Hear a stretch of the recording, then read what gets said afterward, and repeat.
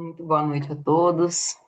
É um prazer estar aqui novamente com vocês para o nosso estudo sistematizado. Nós estamos estudando a obra Palavras de Vida Eterna, esta obra do Espírito Emmanuel, por Chico Xavier, psicografia do nosso querido Chico Xavier. É um livro maravilhoso, eu sempre gosto de falar, a coleção inteira é maravilhosa, né? Tem diversos livros, todos no mesmo estilo, em que Emmanuel comenta alguns trechos, né, alguns versículos do Evangelho, e ele destrincha, tira cada lição maravilhosa, e são excelentes livros para se fazer o estudo do Evangelho no lar, por exemplo, porque não são textos grandes, mas são textos valiosíssimos. Né? Emmanuel ele sabe como fazer como ninguém, né? A interpretação de uma frase, às vezes, do Evangelho, e ele destrincha em tantas e ricas reflexões. Então, leiam, adquiram os livros, o livro espírita, adquiram o livro espírita. Nós temos o Palavras de Vida Eterna, Fonte Viva, Vinha de Luz, Pão Nosso, todos os livros da mesma coleção, todos maravilhosos. Então, quem puder, né, adquira o livro. Quem pode, deve ter provavelmente no Kindle, a versão online, né, em PDF. E é bom para acompanhar também os nossos estudos, quem quiser, é sempre importante. Claro que eu leio, eu gosto de ler, eu trago o texto que vai ser estudado, mas é bom para reler, para ter em casa, para refletir, para olhar com mais calma depois, voltar a ler ali cada detalhe para ver o que se entende mais alguma coisa, se tira mais algum conceito daquele texto. Então, é muito importante, né? Muito bom ter esses livros, poder lê-los. Se não for no Evangelho do Lar diariamente, um excelente texto para ter assim, para o começo do dia, para já começar o dia bem, com uma leitura edificante. Eu recomendo fortíssimo. E vamos então começar, né, o nosso estudo de hoje. Nós vamos hoje estudar o capítulo 20, já estamos no capítulo 20 do livro Palavras de Vida Eterna, que tem como título Vigiando. Eu vou compartilhar a tela com vocês, como eu sempre faço, aqui, para vocês poderem acompanhar a leitura. Vamos lá. Vamos lá. Vigiando. O versículo do Evangelho que Emmanuel vai fazer a sua análise é esse: ó, se alguma virtude há e se algum louvor existe, seja isso o que ocupe o vosso pensamento. Ele tirou este pedacinho, esse trechinho da carta de Paulo aos Filipenses, tá no capítulo 4, versículo 8. Trabalhemos vigiando. Aquilo que nos ocupa o pensamento é a substância de que se nos constituirá a própria vida. Retiremos dessa forma o coração de tudo que não seja material de edificação do reino divino em nós próprios. Em verdade, muita sugestão criminosa buscará enevoar-nos a mente. Muito lodo da estrada procurar-nos-á as mãos na jornada de cada dia, e muito detrito do mundo tentará imobilizar-nos os pés. É a nuvem da incompreensão conturbando-nos o ambiente doméstico. É a acusação indébita de permeio com a calúnia destruidora.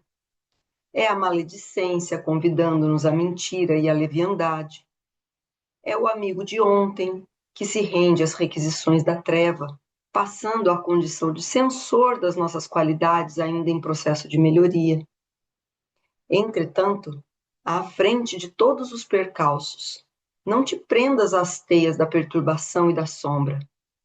Em todas as situações e em todos os assuntos, guardemos a alma nos ângulos em que algo surja digno de louvor, fixando o bem e procurando realizá-lo com todas as energias ao nosso alcance. Aos mais infelizes, mais amparo; aos mais doentes, mais socorro. E ocupando o nosso pensamento com os valores autênticos da vida, aprenderemos a sorrir para as dificuldades quaisquer que sejam, construindo gradativamente em nós mesmos o templo vivo da luz para a comunhão constante com o nosso Mestre e Senhor. Olha que maravilhoso, maravilhoso, não é? Um texto lindo, cheio de ensinamentos.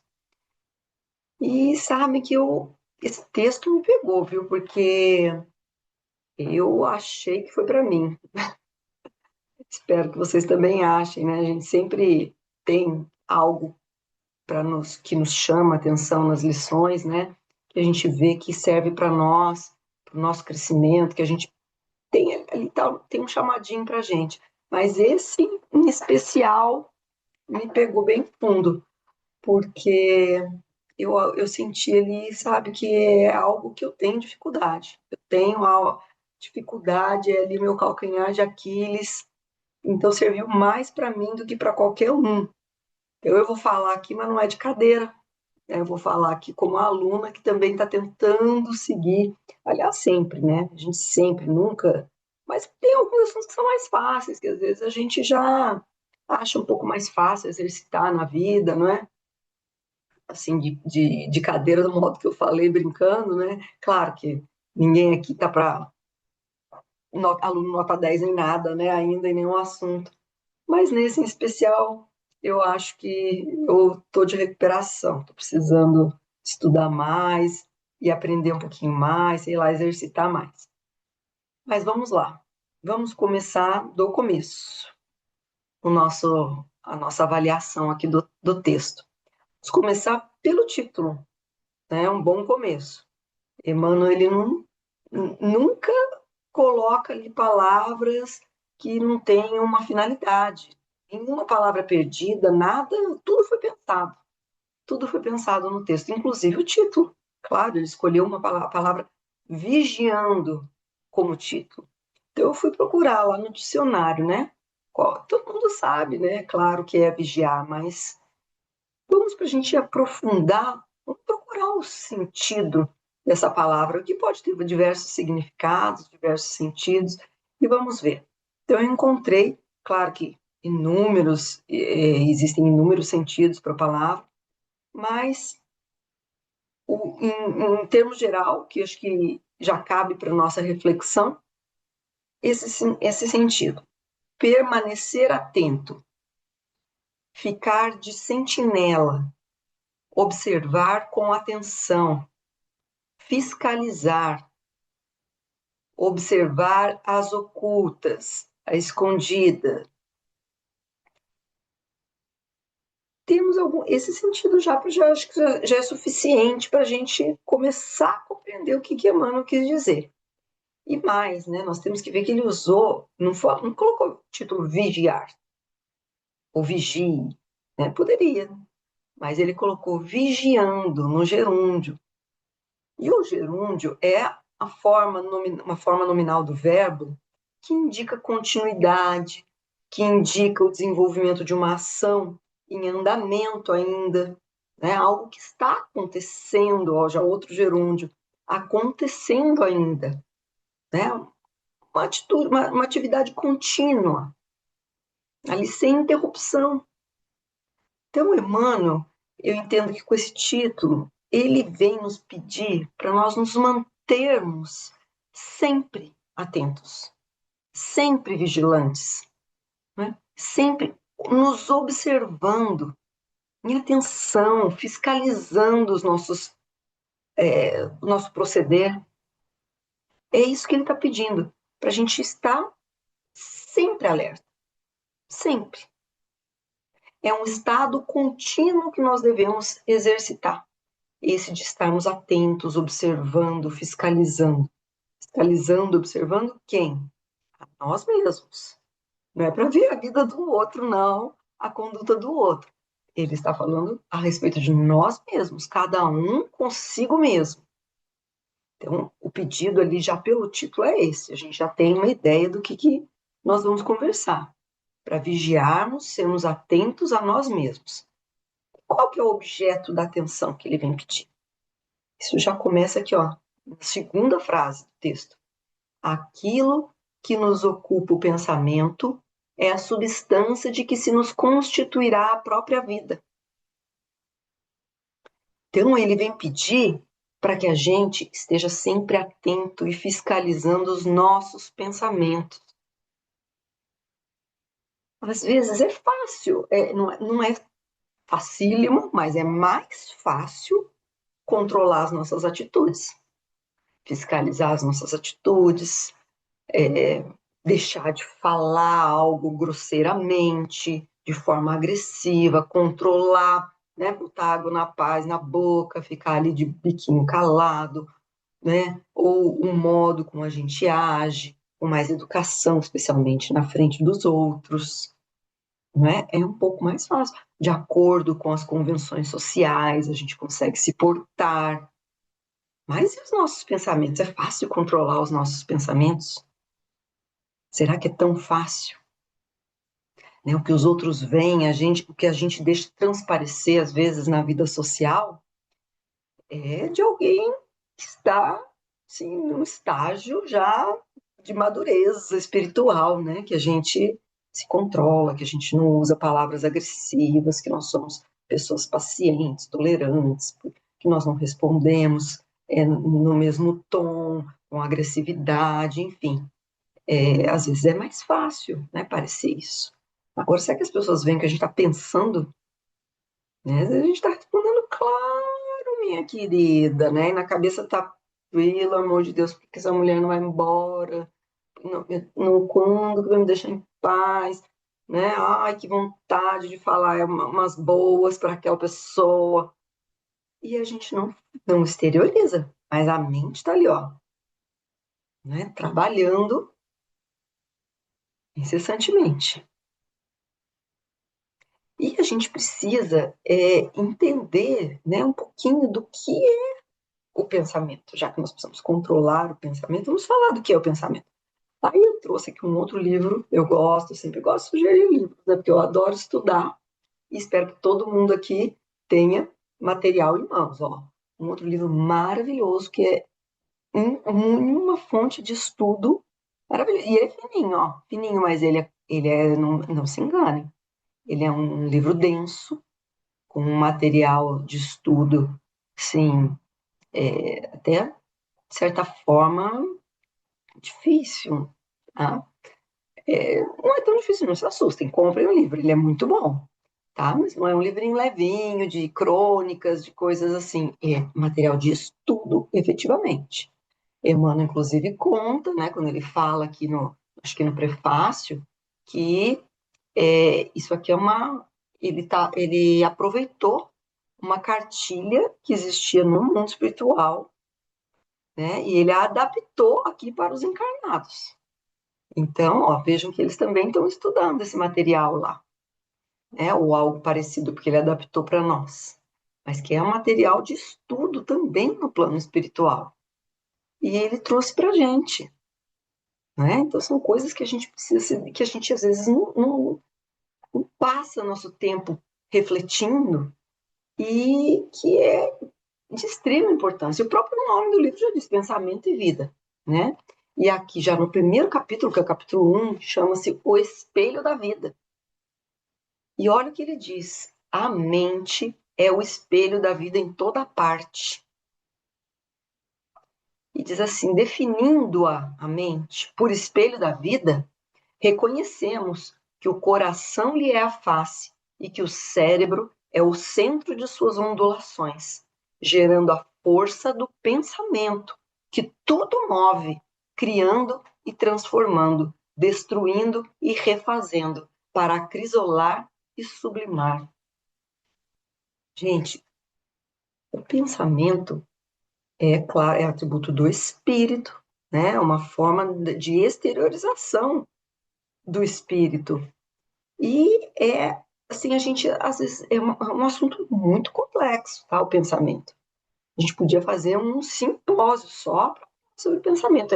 É um tema muito complexo que dá para destrinchar em inúmeros aspectos, né? A gente, então, não vai, claro, que aprofundar tanto o tema a respeito do pensamento, mas vamos trazer algo, assim, um pouquinho mais geral para a gente poder usar para o entendimento da nossa lição, tá?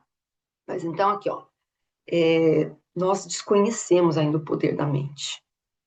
Nós não sabemos ainda, a gente não usa, dizem que nós não usamos nem 1% da nossa capacidade mental, né? E as pessoas falam em cérebro, né? Mas nós sabemos que a mente, na verdade, é o espírito, é a consciência. Né? Não tem nada a ver com o corpo, com o material. Né? Ou senão, se fosse assim, no momento em que a gente morresse, né? Para nós é um desencarnar, mas para o materialista é morrer, morreria a consciência também. Nada mais existiria assim que o cérebro parasse de funcionar. Mas nós sabemos que nós continuamos, nós prosseguimos, a alma prossegue, a consciência continua intacta, né, após a morte do corpo físico. Nós prosseguimos vivos e com a nossa individualidade. Então, a mente, né, a mente é efetivamente a nossa consciência, é o reflexo da própria alma, é o nosso espírito. Né? O pensamento é a atividade do espírito, então. E nós não sabemos mesmo ainda das nossas potencialidades. Né? Jesus já dizia, né? Podeis fazer tudo o que faço e muito mais. A gente só ainda não aprendeu. A gente ainda não aprendeu a usar todas as nossas potencialidades. Mas o nosso pensamento é essa força, né, que o espírito tem. Nós sabemos que nós somos energia, né? Grossamente falando, porque nós nem temos conhecimento total do que é o espírito, nós sabemos que é inteligência, um princípio inteligente, mas tudo nos foi revelado da maneira que a nossa pequena compreensão ainda consegue entender. E o pensamento, então, ele é uma força criadora.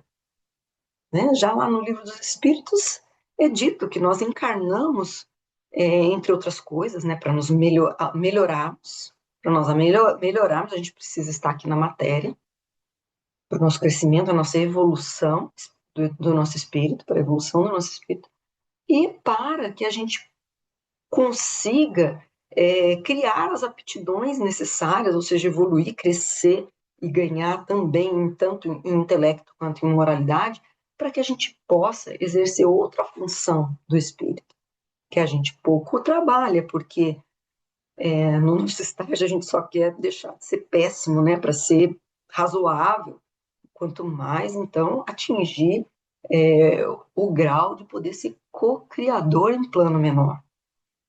Nós sabemos que Jesus, por exemplo, o governador do orbe, ele participou de toda a criação do orbe. Ele é co-criador, ele auxiliou, então, verdadeiramente, colocar a mão na massa, desde o desprendimento dessa massa do Sol, né, essa massa quente que se desprendeu do Sol, até a formação de tudo que temos na Terra, da biologia, da fauna, da flora, e até o aparecimento, né, dos seres humanos. Então, imagine quanta coisa que a gente ainda será capaz de fazer. Né? E o pensamento está nisso tudo. Né? Como é que o espírito exerce? A gente sabe que o espírito não é matéria. Tudo que o espírito não é matéria. O espírito está aqui hoje, nessa nossa experiência, ele está na matéria. Mas a gente está aqui transitoriamente. Né? E nós, no nosso grau evolutivo, mesmo quando nós desencarnamos, nós ainda temos matéria, que é o perispírito. É uma matéria bem menos grosseira, mas ainda é matéria. Mas à medida que o espírito vai evoluindo, ele vai se desmaterializando. Quando chega numa condição de espírito crístico, como foi Jesus, né, ou é Jesus, é um espírito totalmente desmaterializado. Não tem mais matéria. Então, como é que realiza as coisas? É com a mão? A gente fala realizar, a gente pensa, vou pegar a caneta, eu vou escrever, vou pegar uma pá, eu vou fazer, eu vou pegar a panela e vou cozinhar. Mas o espírito não é assim que ele exerce as coisas. Nós sabemos que é pelo poder do pensamento. E nós, ainda que na matéria, nós também temos este potencial. Nós temos esse potencial. O pensamento, ó, diz Kardec, outra leitura. Basta o espírito pensar numa coisa para que tal coisa se produza. Então, o pensamento, ele realmente realiza, concretiza. Nós estamos interagindo o pensamento como força, né, mental, ele interfere nos fluidos, no fluido cósmico universal. Nós sabemos que lá no plano espiritual, todas as cidades espirituais, os prédios que existem lá, porque existem prédios, meios de transporte, enfim, tudo aquilo foi construído com o poder do pensamento. Tudo foi não sei nem usar essa palavra, gente. Não é plastificado, não, mas enfim, o efeito plástico ali foi produzido pelo pensamento. É o pensamento que foi utilizado ali para todas aquelas construções. Então, o pensamento, ele é poderosíssimo. Poderosíssimo. Olha, isso eu tirei de um outro livro. Deixa eu ver se eu tenho ele aqui o nome, para eu poder citar. É muito pequenininho, inclusive eu o encontrei aqui em PDF, tá? Chama-se. Deixa eu ter que voltar. Deixa eu voltar. Acho que chama O Pensamento mesmo, de Rodrigo Félix da Cruz. Para a gente fazer a citação direitinho, né? E ele diz assim, que tomando conhecimento dessa verdade, então, né, de que basta o espírito pensar numa coisa para que tal coisa se produza, nós devemos fazer bom uso dos nossos pensamentos, pois eles são movimentados por energias cósmicas, fluidos etéreos, que, embora invisíveis aos nossos olhos, estão presentes onde as nossas forças físicas jamais chegariam. Nosso pensamento é um raio que tanto pode conduzir luz edificante como energias deletérias ou destruidoras. Isso é muito verdade. É muito verdade. Nós vamos ter inúmeros livros. Se a gente começar a prestar atenção, né, na literatura espírita, nós vamos ter tantos livros que falam, por exemplo, sobre o poder da cura, o pensamento como o poder da autocura. Como é que se promove a autocura? É com os nossos próprios pensamentos. Divaldo tinha inúmeras palestras sobre autocura. Então, nós, com o nosso pensamento interferindo no funcionamento das nossas células, dos nossos átomos. Olha o poder que nós temos. Né? Nós temos que, evidentemente, aprender a utilizar essa força, a nos concentrar, a focar a nossa energia para uma finalidade específica. Quantos atletas fazem trabalho de mentalização? Mentalização, mas é um trabalho mesmo de se mentalizar, por exemplo, né? Vamos pensar, eu gosto do tênis, então vou falar do tênis, dentro de quadra, fazendo um movimento completo, um movimento correto. Muitos nadadores também. É muito comum esse trabalho de mentalização. Ayrton Senna fazia trabalho de mentalização. Peguem acho que tem uma série, né, agora, que eu achei fantástica a série, muito boa mesmo, sobre o Ayrton Senna. E mostra lá ele fazendo a mentalização, tudinho de olho fechado, toda a pista inteira, e tudo, o que ele ia fazer, ele mexendo ali na marcha do veículo. É um trabalho efetivo que tem funcionado, e é por isso que se tem feito, por isso que se tem recomendado. Então, o pensamento, ele realmente funciona. E isso, nós estamos falando de uma finalidade boa, mas a finalidade ruim também acontece. Então, nós podemos pensar até na auto-obsessão, o monoideísmo, de tanto que a gente pensa, a gente vai prejudicando a nós mesmos com aqueles pensamentos. Né? Temos as formas de pensamento. A gente pensa tanto em algo que nós vamos alterando o fluido cósmico à nossa volta, vai formando realmente formas, imagens. Fica fácil a outros espíritos saberem o que nós temos pensado pelas formas que estão ao nosso redor. E aí nós criamos sintonia, né? Vamos pensar no que a gente tem pensado para ver se é sintonia, se nós vamos atrair espíritos bons ou não. Porque se a gente só pensa, né, em coisas ruins, se nós somos pessimistas, só pensamos na morte, em doença, o que está formando ao nosso redor? que espíritos que vão se aproximar de nós, né? Aqueles que pensam só sensualidade, luxúria, que imagens horríveis eles têm. Quem só pensa em drogas, vício, né? Também é isso que nós estamos formando de ideias. E essas ideias vão fazendo, é como se fosse um circuito fechado, né? Porque é o monoideísmo. Que aí a gente só pensa nisso, tem o gatilho que faz a gente pensar de novo, aí ainda tem a influência espiritual de alguém que vem e de novo nos traz aquela ideia, porque ele se afinizou, ele quer, ele gostou do que a gente está pensando, e a gente se alimenta uns aos outros. Olha quanta coisa que acontece, né? Aqui ainda nesse livro ele diz, ó, em todos os domínios do universo vibra, pois, a influência recíproca. O reflexo esboça a emotividade plasma a ideia determina a atitude e a palavra que comandam as ações. Então, tudo começa aqui, não é? Claro que os sentimentos também estão ali envolvidos, né? O que faz criar o nosso pensamento, e depois o pensamento ele vai, que é a ideia, que ele chama de ideia, vai determinar as palavras ou as atitudes que nós teremos, né? E podemos ir além, né? Porque as atitudes, as palavras que nós temos criam os hábitos criam a vida que nós levamos. Então tá tudo na mente, tudo na mente, é importantíssimo.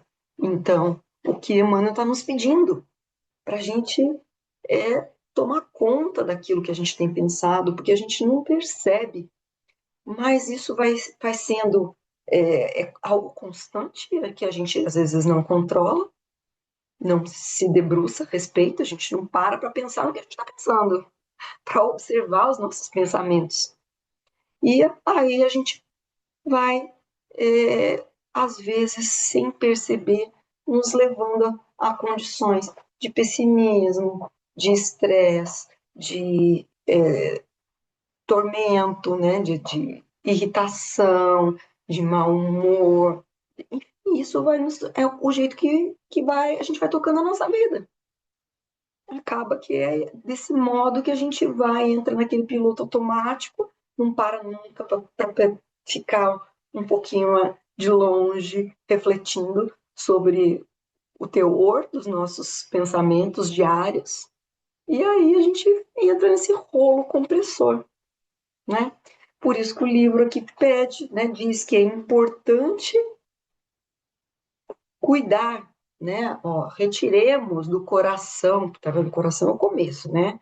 É ali a válvula de ignição do pensamento. Tiremos do coração tudo que não seja material de edificação do reino divino em nós mesmos. Então, nós temos que cuidar para que, né, nossos pensamentos reflitam o reino de Deus que nós queremos construir em nós, edificar em nós, não é? Nós temos que ter esse cuidado. E como é que faz? É fácil? É fácil cuidar dos nossos pensamentos? Tem um outro texto aqui, deixa eu ver se eu sei aumentar. Pior que eu não sei aumentar. Não dá para aumentar, mas eu tô com dificuldade de enxergar, preciso usar óculos para perto. Mas eu espero que vocês consigam enxergar no tamanho que tá. Eu vou compartilhar com vocês também. Então, nós temos, assim, daqui a pouquinho, nós temos no Livro dos Espíritos um instrumento que vem, assim, para nos auxiliar. Já vou compartilhar com vocês, espera aí. Vamos compartilhar o texto, que aí a gente já segue com ele. É a questão 919 do Livro dos Espíritos, né? Então, Kardec perguntou aos espíritos qual o meio prático mais eficaz que tem um homem de se melhorar nessa vida e de resistir à atração do mal. E a resposta foi: um sábio da antiguidade vô-lo disse, conhece-te a ti mesmo. Kardec não ficou satisfeito e ainda fez aqui uma letra A, mais uma perguntinha para... Conhecemos toda a sabedoria desta máxima, porém, A dificuldade, ele nos entendia, né? A dificuldade está precisamente em cada um conhecer-se a si mesmo. Qual o meio de consegui-lo? Como é que a gente pode conhecer a si mesmo? E aí, quem respondeu essa pergunta, porque as outras perguntas, você vê, não tem dizendo que espírito, né? Foi o Kardec, ele usou um método científico para criar aqui o livro dos espíritos, para escrever o livro dos espíritos, que foi fazendo a mesma pergunta para inúmeros centros espíritas espalhados em todo o mundo, e pela quantidade de respostas harmônicas e idênticas, ele percebia que aquilo era uma resposta que poderia, de fato, ser levada em consideração, que era uma resposta séria, né, dos espíritos, mas não tinha nome, eram vários espíritos, né? Resposta de vários espíritos. E esta foi dada pelo espírito de Santo Agostinho, né, que participou da codificação. Ele veio dar um auxílio, assim, contando uma experiência pessoal. Olha o que ele disse: fazei o que eu fazia quando vivi na terra. Ao fim do dia, interrogava a minha consciência, passava a revista o que fizera e perguntava a mim mesmo se não faltava algum dever, se não faltara algum dever, se ninguém tivera motivo para de mim se queixar. Foi assim que cheguei a me conhecer e a ver o que em mim precisava de reforma. Aquele que todas as noites evocasse todas as ações que praticara durante o dia e inquirisse de si mesmo o bem ou o mal que houvera feito, rogando a Deus e ao seu anjo de guarda que o esclarecessem, grande força adquiriria para se aperfeiçoar, porque, crede-me, Deus o assistiria. Dirigi, pois, a vós mesmos perguntas. Interrogai-vos sobre o que te tendes feito e com que objetivo procedestes em tal ou tal circunstância. Sobre se fizeste alguma coisa que feita por outrem censurarias, sobre se obrastes alguma ação que não ousaríeis confessar. Perguntai ainda mais, se aprovesse a Deus chamar-me neste momento, teria que temer o olhar de alguém ao entrar de novo no mundo dos espíritos, onde nada pode ser ocultado?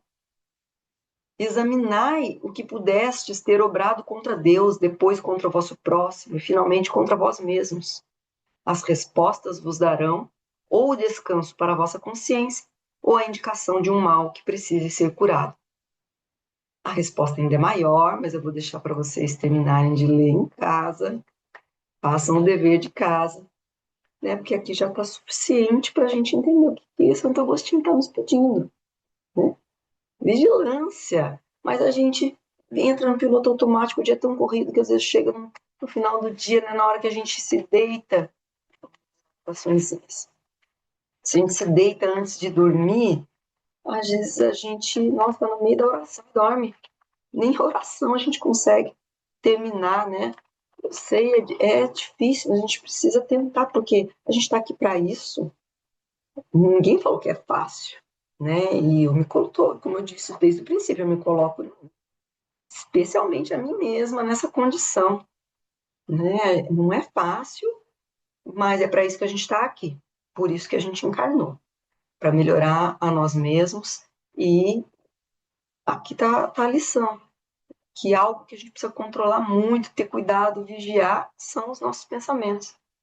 Às vezes até a conduta, porque Santo Agostinho ainda falou de obrar, né? Obrar já estava falando no campo da ação, daquilo que a gente fez, se a gente fez algo contra alguém, né? Agiu de alguma maneira ruim para com o próximo, para com Deus, ou até contra nós mesmos.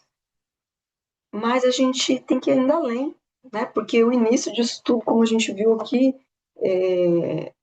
no livro, está, né, no livro Pensamento e Vida, pensamento. Aquilo que antecede a ação é o pensamento, né? E os espíritos que nos sondam, né? Que não ficam presos como nós, só ao que é material, eles sondam os nossos pensamentos. Essa é a nossa linguagem fora do corpo físico. É através do pensamento que eles se comunicam. E eles sabem tudo que nós estamos pensando, aquilo que a gente está escondendo dos outros, né? Eles sabem o que vem na nossa mente e no nosso coração. Então nós temos que cuidar disso. E até porque isso nos afeta efetivamente, né? Afeta a nossa saúde, as nossas células, é o que cria os nossos hábitos, o nosso campo mental, inclusive a psicosfera da nossa casa. A gente está criando a psicosfera da nossa casa, onde nossos filhos, nossa família está envolvida. Às vezes é uma psicosfera de imundice, de sujeira, né? O que uma pessoa que só pensa, que só tem pensamentos pessimistas, depressivos, está criando, né, ao nosso redor? Que ambiente nós estamos criando no nosso lar? A gente precisa de vez em quando sanear. A gente não toma banho todo dia, limpa o corpo físico todo dia, a gente precisa fazer uma limpeza, né, no lar, evangelho no lar, compre os livros que eu te falei, vamos fazer o evangelho no lar para limpar um pouco o ambiente carregado do lar e limpar a nossa mente para que a gente não continue a criar o lixo, né, o lixo no nosso ambiente. E aí o texto prossegue, né, falando assim que muitas coisas vão se apresentar na nossa vida como pedra de tropeço, impedindo, né, nossa melhoria, que a gente mantenha esses pensamentos elevados, sempre ali deixando só no coração e na mente só material de edificação do reino divino, né? Não ter essas pedras de tropeço, porque a gente está no mundo, a gente sabe de provas e expiações, no mundo difícil, que a nossa convivência ainda é muito difícil, porque todos somos falhos e imperfeitos, então nós temos muito choque ainda uns com os outros. Então as dificuldades aparecerão, pessoas difíceis aparecerão, né? Ele dá aqui vários exemplos, ó. A nuvem da incompreensão, conturbando-nos o ambiente doméstico, a injúria nascida na palavra inconsciente, dos desafetos gratuitos. Então, alguém vai nos dirigir palavras de injúria, né, palavras ofensivas. Dentro de casa vai ter incompreensão, né, no nosso convívio com os nossos familiares. A acusação indébita de permeio com a calúnia destruidora. Então, no trabalho, nos círculos de amizade, pessoas falando mal de nós ou falando coisas que nós não fizemos, nos imputando condutas que nós não temos, né? Não, realmente culpa, né? Maledicência convidando-nos à mentira e à leviandade. O amigo de ontem, né? Então não é mais amigo, que passou a ser censor das nossas qualidades em processo de melhoria. Ou seja, que está falando da nossa vida, falando do nosso proceder. E isso tudo nos convida o quê? Né? Quando essas coisas acontecem, a cair, porque a vontade é responder a mesma moeda. É falar mal também do outro, que está falando mal da gente, do ex-amigo. Se nós somos incompreendidos dentro de casa, devolve na mesma moeda, incompreensão também, responde com agressividade, com palavras altas, com discussão, né? Ou pensando, né? Tudo começa no pensamento, a gente já sabe, eu já estou falando na ação, mas o pensamento é o começo, então a gente julga a pessoa, julga mal, pensa que a pessoa merece, que ela não presta, que aquilo está ruim, que aquilo está errado, que aquilo é injusto, e você está pensando tudo isso, ó, né? E que a pessoa merece coisas ruins, que a gente quer mais que aconteça algo de ruim para ela, e tal, e quando eu encontrar de novo, eu vou fazer isso, eu vou falar aquilo, eu vou responder. E a gente fica com a mente, olha, atarantada, irritada, né?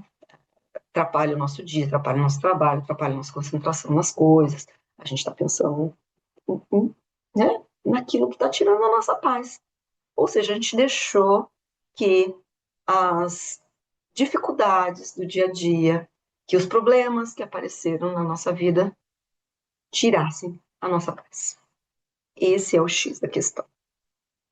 A gente se influencia pelo meio, ao invés de influenciar o meio, nós somos influenciados pelo meio. A gente ainda não tem fortaleza moral para passar pelo mundo, para passar pelas dificuldades e manter a serenidade.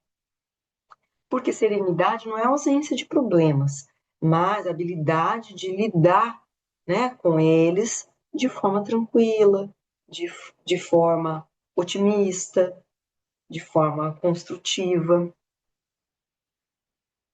E é aí que está o ponto que eu disse.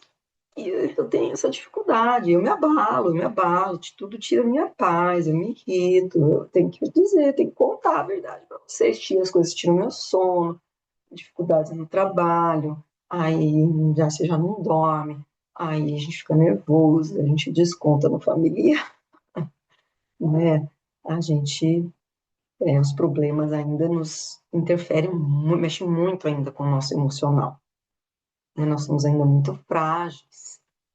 Bom seria se a gente tivesse, né, a fortaleza moral de, né, não dá nem para pensar, né, em Jesus, mas é o próprio Chico, mas assim, o exemplo clássico de Jesus, né, no barquinho, ali, dormindo placidamente, quando começa aquela tormenta, tempestade, os apóstolos desesperados, esse barco vai virar, e Jesus dormindo placidamente, né, totalmente confiante, né, a fé inabalável, sabendo que né, o meio, isso ele controla o interior, né? A gente ouve muito isso, mas o difícil é colocar em prática, né? Que a gente não pode controlar as circunstâncias ao nosso redor, o que acontece no nosso entorno. Isso não está no nosso controle. Mas controlar o nosso interior, o que se passa dentro de nós, está no nosso controle, né? A gente só não exercita isso muito. Mas está no nosso poder controlar o que vai dentro de nós, como nós vamos reagir às coisas, né? Às vezes a gente até no primeiro momento pode ter, né, mas continuar naquele estado por muito tempo, se manter naquele estado por muito tempo, aí a gente já não está fazendo exercício, a gente não está cuidando, não está vigiando, né? Vigiando.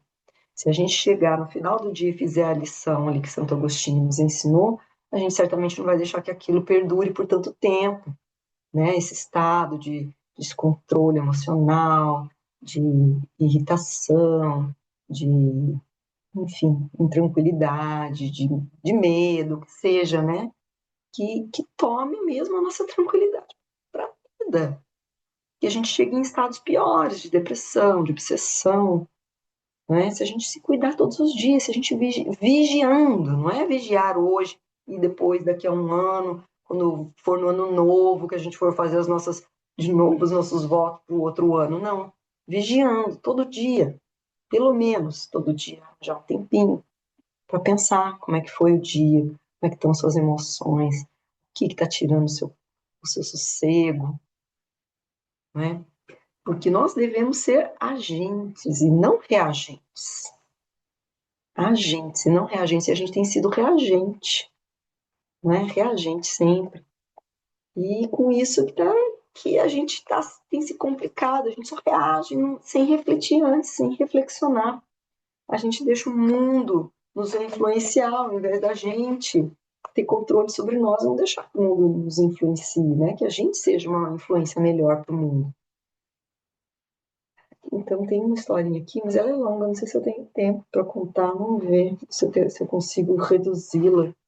É uma historinha boa que diz que Jesus é o que nós temos que fazer, né? Depois ele acorda os apóstolos todos enlouquecidos, e ele, mas por que vocês estão assim? E ele acalma a tempestade, né? O poder é tanto que ele tem controle sobre o mundo, né? Não é o mundo que o controla, ele tem o poder de controlar, inclusive, né, a matéria, né, os fluidos, ele tinha esse poder.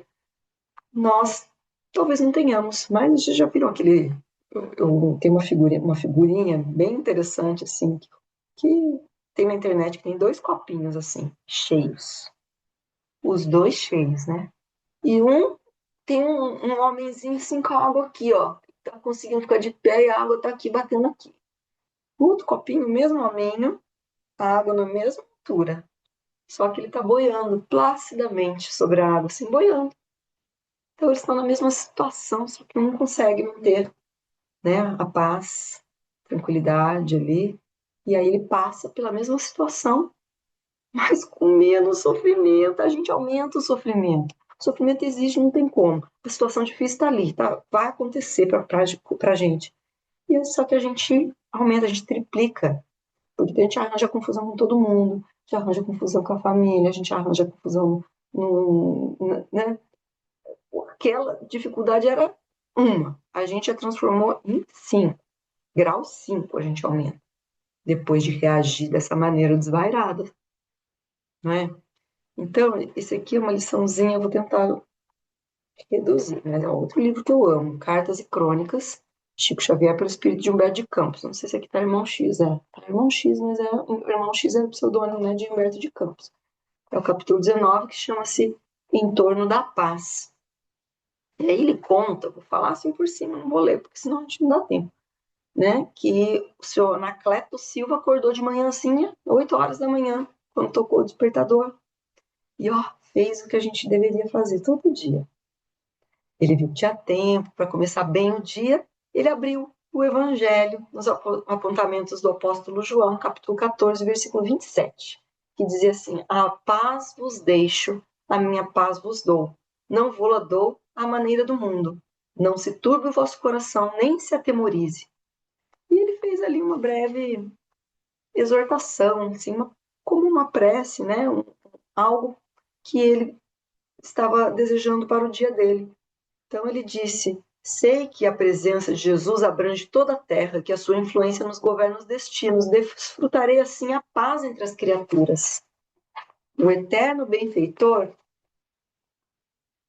está canalizando todas as mentes para a vitória da paz. Por isso, ainda mesmo que os homens me ofendam, neles procurarei enxergar meus irmãos, que o divino poder está transformando para a harmonia geral. Regozijo-me na convicção de que o príncipe da paz orienta as nações e que, desse modo, me garantirá o bem-estar. Recolherei do céu a bênção da calma e permanecerei nos alicerces do entendimento e da retidão junto da humanidade. Louvo o Senhor pela paz que me envia hoje, esperando que Ele me sustente em sua paz, agora em todos os dias de minha vida. E começou o dia dele, olha que lindo, que jeito maravilhoso de começar o dia, já com esse propósito, de se manter em paz, em calma, sabendo que Jesus está, né, ao lado dele, tudo sob o controle dele, canalizando todas as mentes para a vitória da paz. E levantou-se feliz, tomou seu banho, e aí foi se vestir para ir para o trabalho, pegou a calça, tinha um rasgo, um enorme corte de faca. Transtornado, ele chamou pela esposa em voz berrante. Dona Horacina veio aflita, guardando nos braços uma pequerrucha doente, filhinha de meses doente. Ela viu a peça danificada e disse a ele: que pena, os meninos estão à solta e ocupada com a pneumonia da Sônia. Então os outros filhos tinham, né, estragado a calça e ela não pôde estar cuidando de tudo porque ela estava sobrecarregada com a pequena que está doente, pneumonia. Longe de refletir na grave enfermidade da filhinha de meses, Anacleto vociferou: que pena? É tudo o que você encontra para dizer? Ignora, porventura, que essa roupa me custou os olhos da cara? A senhora, sem revidar, dirigiu-se ao velho armário e trouxe-lhe outra calça, né, semelhante à que tinha sido estragada. Pouco depois, na hora do café, notando a ausência de leite, Anacleto reclamou irritadiço. Sim, sim, explicou a dona da casa, não pude enfrentar a fila, era preciso resguardar a filhinha doente. Silvio engoliu alguns palavrões que lhe assomavam a boca. Quando abriu a porta na expectativa de pegar a lotação, o sogro aparece, um velhinho de chapéu à porta, rogando humildemente: Anacleto, perdoe minha intromissão. Contudo, é grande nossa dificuldade. Hoje em casa venho pedir-lhe 500 cruzeiros por empréstimo. Ora, ora, respondeu o genro, evidenciando cólera injusta. Onde tem o senhor a cabeça? Se eu tivesse 500 cruzeiros no bolso, não sairia agora para encarar a onça da vida. Nisso, um carro buzinou a reduzida distância, passando, porém, de largo, sem atender-lhe ao sinal. Anacleto, em desespero, bradou contundentemente: malditos, como seguirei para a repartição? Malditos, malditos. Outro carro, no entanto, surgiu rápido, e ele se acomodou, enfim. Mas, enquanto o veículo deslizava no asfalto, ele confrontou a própria conduta com as afirmações que ele fez ao despertar. E só então reconheceu que ele, tão seguro em exaltar a harmonia do mundo, não suportara, sem guerra, uma calça rasgada. tão convicto em prometer a si mesmo o equilíbrio no Senhor, não se conformara ante a refeição incompleta. Tão pronto em proclamar o seu prévio perdão às ofensas humanas, não soubera acolher com gentileza a solicitação de um parente infeliz. E tão solene em asseverar-se nos alicerces do entendimento, não hesitara em descer na linguagem nobre para que condiz com a gíria que amaldiçoa. E envergonhado por cair tão apressadamente da serenidade à perturbação, começou a perceber que entre ele e a humanidade surgiu o lar, reclamando-lhe assistência e carinho, e que jamais receberia a paz do Cristo por fora, sem se dispor a recolhê-la por dentro. E é isso que acontece com a gente, não é? Às vezes a gente tem aquele propósito de hoje vai ser diferente, hoje eu vou mudar, hoje eu não vou fazer isso, hoje eu vou ter mais paciência, hoje eu vou falar com mais calma, hoje. Primeiro tropeço, primeira contrariedade, a gente cai. A gente cai. Então é um exercício excruciante, a gente tem que fazer isso todo dia mesmo, todo momento, porque a gente cai. E é nessas pedrinhas, não é nas coisas grandes que a gente tem caído, a gente está caindo nas pedrinhas. A gente está derrapando nas pedrinhas. A gente acha que coisinha boba, mas de bobice em bobice, né? A gente passa a ter hábitos ruins diariamente, cotidianamente, com pensamentos negativos que estão afetando as nossas células, as nossas, tudo, né? O nosso lar, a nossa, como eu disse, a psicosfera do nosso lar, tudo. Então, nós temos que sim que cuidar disso. E aí, voltando aqui à lição, agora já chegando perto do fim, que é a última parte, eu dividi ele em partes, né? Ele aqui no final pede, né, que então, em todas as situações, em todos os assuntos, guardemos a alma nos ângulos em que algo surja digno de louvor, fixando o bem e procurando realizá-lo com todas as energias ao nosso alcance. Aos mais infelizes, mais amparo, aos mais doentes, mais socorro. E ocupando o nosso pensamento com valores autênticos da vida, aprenderemos a sorrir para as dificuldades, quaisquer que sejam, construindo gradativamente em nós mesmos o tempo vivo da luz, para a comunhão constante com o nosso Mestre. Então, vejam, quando nós vamos edificando o reino de Deus em nós, né, aos poucos, como ele diz ali, tendo esse olhar, cuidando dos nossos pensamentos, de ter um olhar mais cuidadosos para o próximo, com as circunstâncias, vendo o melhor nas coisas, não o lado ruim. Às vezes a gente sempre vê o copo, né, menos, em vez de meio cheio, a gente vê sempre meio vazio, não é? A gente tem sempre esse olhar ruim. Mas se a gente começar a ter um olhar bom, aquela pessoa é assim, assim, assado, mas olha, ela já tem isso aqui de positivo. Todo mundo tem um lado ruim e um lado bom. Se a gente focar no ruim, a gente só vai ver o ruim. Se a gente focar só no bom, a gente vai ver o lado bom.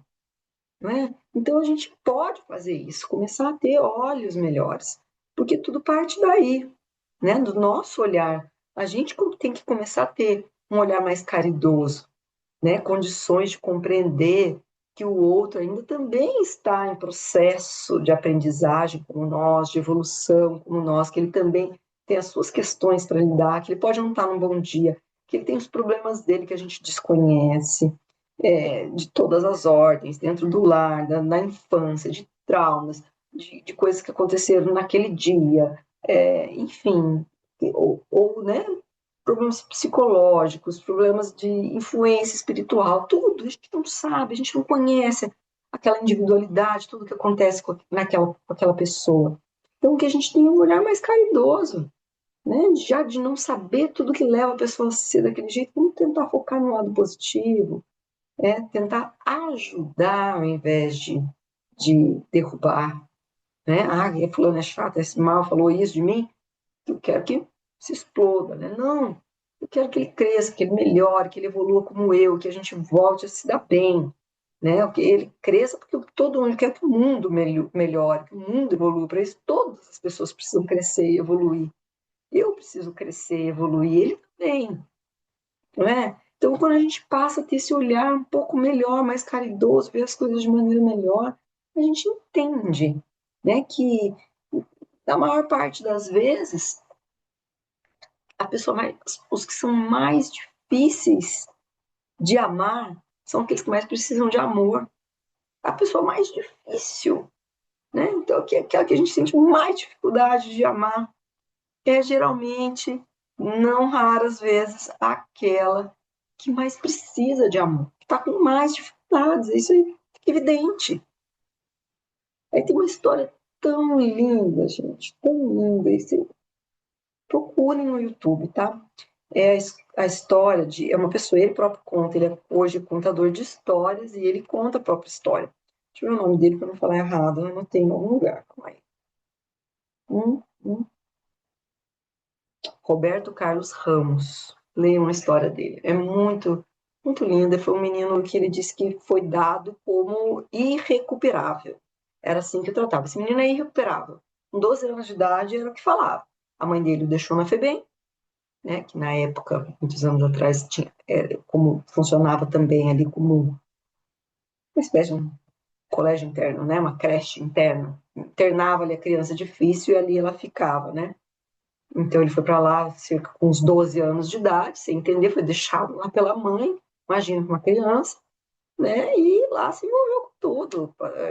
Passou a viver na rua, ia para lá, para creche, mas tinha esse convívio na rua, praticou crimes, né? É, como ele chamava, ele dizia que ele era pivete, né? Pivete, maneira ruim de falar, né? O trombadinha, né? Menino de rua que pratica atos infracionais. Então ele batia carteira, se envolveu com drogas, né? Ele disse que drogas naquela época não eram drogas tão pesadas como hoje, que temos crack, cocaína, mas ele cheirava cola, naquela época era cola, sapateiro e maconha.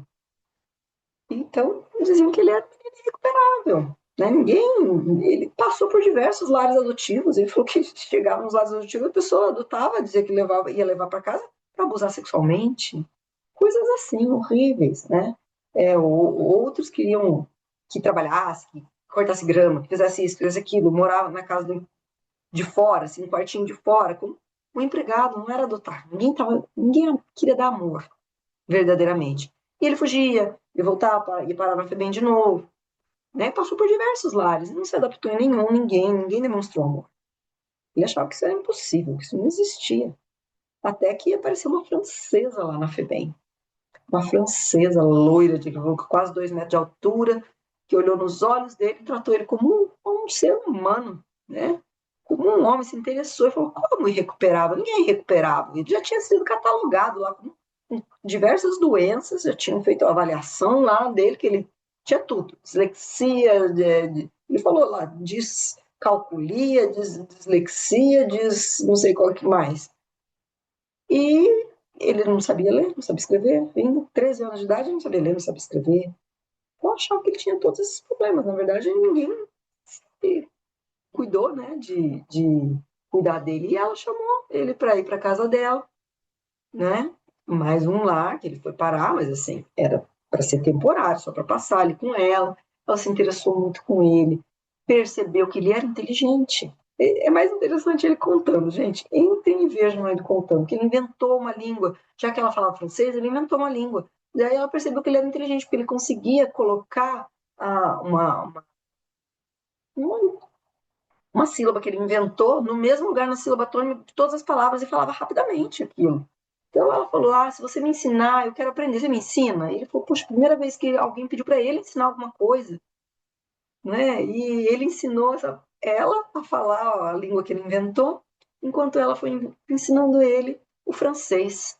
Ele ressabiado, o que ela quer em troca, não estava entendendo, desconfiado, que segurava a porta à noite com medo dela, mas ele foi percebendo que ela só o tratava bem, que fazia refeições, preparava a mesa, cuidava dele, queria que ele tomasse banho, o deixasse limpinho, arrumava ele bonitinho, colocava roupas limpas, o levava para passear na rua, o apresentava de uma maneira educada, ele começou a ser visto de uma maneira diferente, aquilo foi mudando. E ele disse que passou de uma semana, 2 semanas, um mês, 2 meses, ele ficou um ano na casa dela. E ele estava feliz, a felicidade que ele nunca tinha experimentado, né? Nunca. Quando ela falou que acho que o visto dela estava para vencer e ele ficou com medo de que ela fosse voltar para a França e abandoná-lo. Foi o que ele achou. né, que ela estava com um problema para renovar o visto dela, que ela talvez tivesse que voltar para a França, mas ela tentou, né, acho que explicar, mas ele não compreendeu que ela voltaria para buscá-lo. E ele, então, assim, já pensando, não, agora eu quero ver se ela me ama mesmo, porque vai acontecer, ela vai me estapear, e aí eu vou descobrir que ela me ama. E foi lá e colocou, fechou a banheira, tampou o ralo da banheira, botou toalhas e tudo mais, e ligou o chuveiro e deixou aquilo lá ligado, e aquilo transbordou a banheira, transbordou para a sala, foi para todos os tapetes para o andar de baixo. Essa francesa chegou, abriu a porta, estava tudo molhado, tudo, todos os tapetes, carpetes, móveis, tudo molhado, desde o andar de cima para o andar de baixo. Imagina a conta de luz, de água também, né? E ela entrou, meu Deus, né? O que foi que aconteceu? E subiu e ele estava lá, fingindo que estava dormindo, numa calma, né? E ela chegou, diz ele, que chegou com um braço para trás e chegou e falou, né? Roberto, o que aconteceu, meu filho? Né? Você esqueceu a torneira aberta? E ele disse para ela, não, eu deixei aberta de propósito, já esperando. Ela tá com a faca aqui atrás, ela vai machucar, vai, agora eu vou descobrir que ela não me ama. Né? E ela, então, se abaixou, tirou a mão de trás, ele viu que não tinha nada, né? Abraçou ele com força. Ele viu que ela estava com os olhos lacrimejantes, assim como ele, que ele disse que ele não chorava. Ele nem sabia o que era chorar. Aprendi aqui. Há muitos anos que ele não chorava. E ela o abraçou com toda a força. Falou: Ô, Roberto, o que eu preciso fazer para você entender que eu amo você de verdade? Que não tem nada que você possa fazer que vá fazer com que eu deixe de te amar. E aí ele caiu em prantos, caiu em lágrimas, e ele falou: Mas você ia embora para a França e me largar sozinha? E ela disse: eu consegui renovar meu visto, eu vou ficar. Mas agora molhou toda a casa, não tem problema, a gente seca, a gente ajeita tudo. E essa mulher transformou a vida desse garoto. Né? Hoje é um homem, já adotou 12 crianças. Ele trabalha, tem projetos sociais, né? História maravilhosa, gente, de transformação, né? Como que a gente pode, né, passar a pessoa que precisa, que tem necessidade, a pessoa que machuca, que pratica crime, que faz tudo de errado, que tenta ali, ó, cutucar, mas que é aquela que está precisando naquele nosso olhar, do nosso olhar caridoso, do nosso olhar carinhoso, né? Então essa história é uma história assim para nos inspirar e para que a gente tente, né? Então, né, ter esse olhar para a vida, né? De ver sempre o melhor nas pessoas, o melhor nas situações, ainda que tudo esteja muito difícil, tentar contornar, né? Sempre tem algo de bom. Vamos fazer exercícios diários, esses exercícios da gratidão. Mesmo que tiver muita dificuldade, a gente tem coisas para agradecer, a gente vai perceber que tem muita mais coisa para agradecer do que para reclamar, sempre. No dia mais difícil. Se a gente parar, fizer o exercício, vou escrever 3 coisas que eu tenho para agradecer, nós vamos encontrar. Né? Seja pelos filhos, pela vida, pela saúde, pela família, pelo trabalho, pelo lar, pelo teto, pela comida. A gente tem mais coisas para agradecer sempre. E que a gente confie, né? Tudo está sob o poder, né, do alto, que em tudo que acontece tem começo, meio e fim, vai passar, nós vamos passar por tudo, e sobreviver a tudo, e que a gente sobreviva da melhor maneira possível, passando com alegria e não com pessimismo, com dor, com pensamentos positivos, né? Sem aumentar nossos problemas, criar problemas desnecessários. Vamos enfrentar só o probleminha do tamanho que ele tem, não aumentá-lo. Né? E que Jesus nos abençoe, nos auxilie e nesse propósito, né? Que a gente consiga, a partir de agora, vigiar mais os nossos pensamentos, os nossos sentimentos, as nossas emoções. Um grande abraço a todos.